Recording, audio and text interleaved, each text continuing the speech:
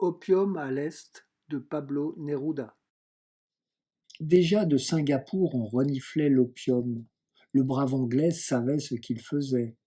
À Genève, il tonitruait contre les marchands clandestins, mais chaque port aux colonies crachait son relent de fumée autorisée par un chiffre officiel et quelques congés lucratifs. À Londres, le gentleman assermenté, portant un impeccable habit de rossignol, pantalon à rayures et amidon d'armure, triait contre le vendeur d'ombre. Mais ici, en Orient, le masque s'abattait et on vendait la léthargie à chaque coin de rue. Je voulus savoir. J'entrai. Chaque estrade avait son gisant. Nul ne parlait, nul ne riait. Je crus que ceux-ci fumaient en silence.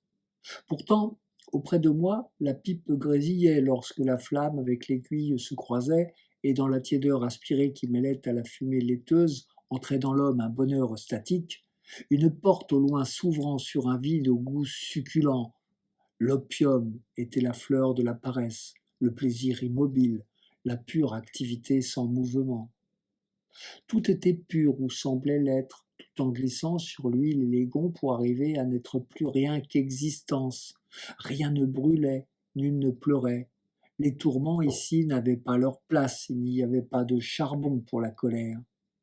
Je les regardais, pauvres gens déchus, manœuvres coulis de richka ou de plantation, trotteurs chétifs chiens de la rue, pauvres gens malmenés.